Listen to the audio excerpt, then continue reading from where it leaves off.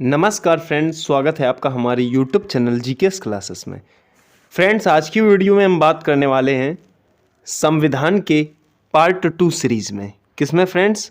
Part 2, क्योंकि मैंने part 1 आपको अपलोड कर दिया था और इस पार्ट में हम बात करेंगे संविधान की प्रमुख समितियां एवं उनके अध्यक्ष। इसके अलावा फ्रेंड्स इसमें और भी डिटेल है जिस पे हम चर्चा करने वाले हैं। तो फ्रेंड्स एक बात समझ लीजिए, मैंने आपको जो बैक क्लास थी, पिछली क्लास थी, उसमें बताया था संविधान निर्माण की समिति एवं उनके अध्यक्ष के बारे में बताया था। 29 अगस्त 1947 का जिक्र किया था। किसका जिक्र किया था? 29 अगस्त 1947 का जिक्र किया था, जिसके अंतर्गत हमने आपको बताया था कि संविधान के प्रारूप पर विचार विमर्श करने के लिए संविधान सभा द्वारा 29 अगस्त 1947 को एक संकल्प पारित करके प्रारूप समिति का गठन किया गया और उसका अध्यक्ष जो है डॉक्टर भीमराव अंबेडकर को बनाया गया था। तो फ्रेंड्स उसमें कितने लोग शामिल हुए थे? तो 7 सदस्य थे, 2 का रिप्लेसमेंट होता है तो टोटल 9 हो जाते हैं। 5 ऐसे सदस्य थे जो रेगुलर बने रहते हैं। ठीक है फ्रेंड्स, तो चलिए आइए यहाँ पर हम ये देख लेते हैं कि संविधान सभा की प्रमुख समितियाँ और उनके अध्यक्षों की सूची। देखिए फ्रेंड्स, एक तरफ आपको दिखाई दे रहा है, क्या दिखाई दे रहा है फ्रेंड्स? संविधान सभा की प्रमुख समितियों का नाम और एक तरफ संविधान सभा की समितियों के अध्यक्ष का नाम। ठीक है फ्रेंड्स, तो गौर करना है ये बात आप। चलिए तो शुरू से बात करते हैं। देखिए पहली समिति है नियम समिति। नियम समिति के जो अध्यक्ष हैं वो डॉक्टर राजेंद्र प्रसाद हैं। ठीक है फ्रेंड्स, फिर देखिए संघ समिति। कौन सी? संघ समिति के जो अध्यक्ष, संघ शक्ति समिति। ठीक है फ्रेंड्स, तो 2 समितियां हैं, संघ शक्ति समिति या संघ संविधान समिति।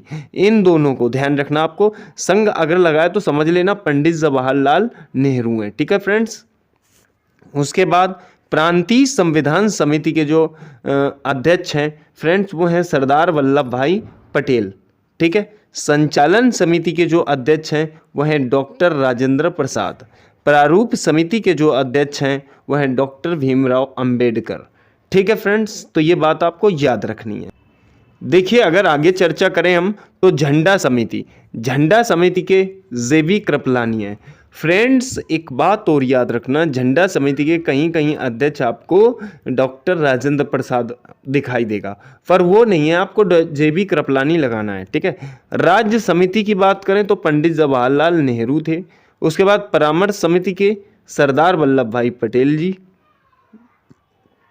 सर्वोच्च न्यायालय समिति के एस वारदाचार्यार थे। ठीक है, मूल अधिकार उप समिति के जेबी कृपलानी थे। अल्पसंख्यक उप समिति के एससी मुखर्जी थे। ठीक है, संविधान समीक्षा आयोग के एमएन वेंकटाचलैया थे। ठीक है फ्रेंड्स, तो आशा करता हूँ ये जितने भी मैंने आपको करवा दिए। फ्रेंड्स इसमें जो इम्पोर्टेंट की बात करें तो इसमें झंडा समिति, संघ शक्ति समिति, संघ संचालन समिति, ये सारी बहुत इंपॉर्टेंट हैं। ठीक है, चलिए आगे बात करेंगे। देखिए फ्रेंड्स अगर आगे बात करें तो संविधान सभा में वाचन हुए थे। क्वेश्चन पूछता है कि संविधान सभा में वाचन कितने हुए थे? तो आपको याद रखना है संविधान सभा में जो वाचन की संख्या है वो 3 है। कितनी है फ्रेंड्स? 3 है। 3 वाचन हुए थे। इसमें क्वेश्चन ये पूछ लेता है कि सबसे लंबा वाचन कौन था? तो सेकेंड वाला जो था, दूसरा वाचन, ये फ्रेंड्स सबसे लंबा वाचन था। ये बात आपको याद रखनी है। ठीक है, अब देखिए पहले वाचन की बात करें तो जो पहला वाचन था वो 4 नवंबर से 9 नवंबर 1948 तक चला था। ठीक है, कितना चला? 4 नवंबर से 9 नवंबर 1948 तक चला। दूसरा वाचन जो था 15 नवंबर 1948 को प्रारंभ हुआ, जो 17 अक्टूबर है फ्रेंड्स। ठीक है, 17 अक्टूबर 1949 तक चला। तीसरा वाचन जो था ये 14 नवंबर 1949 को प्रारंभ हुआ, जो 26 नवंबर 1949 तक चला। समझ रहे हो फ्रेंड्स? अब अगर बात करें वाचन क्या थे, इसमें क्या होता है फ्रेंड्स कि बात है 26 अक्टूबर 1948 की। कब की बात है? 26 अक्टूबर 1948 की। 26 अक्टूबर 1948 को पुनः संविधान सभा के समक्ष जितने भी सदस्य थे सबको कॉपियां दी जाती हैं फोटो स्टेट करा के। ठीक है, और कॉपियाँ दी जाती हैं, उनको स्टडी करने को कहा जाता है। ऐसे करके 3 बार ये वाचन हुआ था। ठीक है, कि कहीं कोई अगर किसी को मिस्टेक लग रही हो, कोई परिवर्तन हो तो परिवर्तन करा सकते हो। ठीक है फ्रेंड्स, तो इसे वाचन बोला गया। चलिए आगे बात करते हैं अगर, तो उसमें गौर कीजिएगा। इसके बाद संविधान सभा द्वारा संविधान को पारित कर दिया गया। ठीक है, तो वाचन के बाद अब फ्रेंड्स जब पारित किया गया तो कब क्या हुआ, इस पे चर्चा करते हैं। तो देखिए फ्रेंड्स आगे क्या होता है। देखिए बात करेंगे, संविधान को 26 नवंबर 1949 को अंगीकृत या पारित किया गया। क्वेश्चन लागू होने को बोलता है तो डेट कुछ और है। अगर कहता है अंगीकृत या पारित कब किया गया, तो आपको ध्यान रखना है 26 नवंबर 1949 को। ठीक है, देखिए 26 जनवरी 1950 को संविधान लागू किया गया। ठीक है फ्रेंड्स, लागू कब किया गया तो ये भी आपको याद रखना है। जो लागू हुआ 26 जनवरी 1950 को लागू हुआ। इसकी अंतिम बैठक जो हुई 24 जनवरी 1950 को हुई। ठीक है, तो क्वेश्चन यहाँ से बहुत पूछता है कि अंगीकृत कब हुआ तो 26 नवंबर 1949 को, लागू कब हुआ तो 26 जनवरी 1950 को, अंतिम बैठक कब हुई तो 24 जनवरी 1950 को। ठीक है फ्रेंड्स, फिर देखिए संविधान को बनाने में कुल 2 वर्ष 11 माह 18 दिन का समय लगा। इसके बीच 11 अधिवेशन हुए। कितने अधिवेशन हुए फ्रेंड्स, 11 अधिवेशन हुए। 114 दिन की बहस हुई और 166 बैठकें हुई। ये सारी चीज़ें आपको याद रखनी है। बहस कितने दिन हुई तो 114 दिन हुई, अधिवेशन कितने हुए तो 11 अधिवेशन हुए, बैठकें कितनी हुई तो 166 बैठकें हुई। अब देखिए फ्रेंड्स एक बात और समझ लें, तो ये ध्यान रखना है कि संविधान बनाने में 63,96,729 रुपये खर्च हुआ। कितना खर्च हुआ, 63,96,729 रुपये खर्च हुआ। ठीक है, देखिए गूगल के अकॉर्डिंग है फ्रेंड्स, क्योंकि जो बुक्स में है वो भी यही है और गूगल में यही है। ये सारी चीज़ें जो है उसका जो डाटा है वो इतना ही दर्शाया जाता है। ठीक है, फिर देखिए भारत के मूल संविधान में 395 अनुच्छेद, 22 भाग और 4 परिशिष्ट व 8 अनुसूचियां थी। फ्रेंड्स परिशिष्ट का भी याद रखना, एसएससी ने एक बार क्वेश्चन पूछ लिया था कि संविधान जब बना था तब कितनी परिशिष्ट थे, तो फ्रेंड्स 4 परिशिष्ट व 8 अनुसूचियां थीं। जबकि अगर वर्तमान की बात करें, किसकी बात करें फ्रेंड्स, वर्तमान की अगर बात करें तो वर्तमान समय में अनुच्छेदों की कुल संख्या 470 तथा कुल 22 भाग एवं 5 परिशिष्ट तथा 12 अनुसूचियां। एक बात और फ्रेंड्स याद रखना, यहाँ पर आपके मन में एक विचार आ रहा होगा कि अनुच्छेदों की संख्या कितनी है, तो अनुच्छेद जो है ना वो तो 395 ही हैं। ठीक है, उसी में 395 के अंदर बढ़ बढ़ के ये कितने हो गए हैं, 470 हो गए हैं।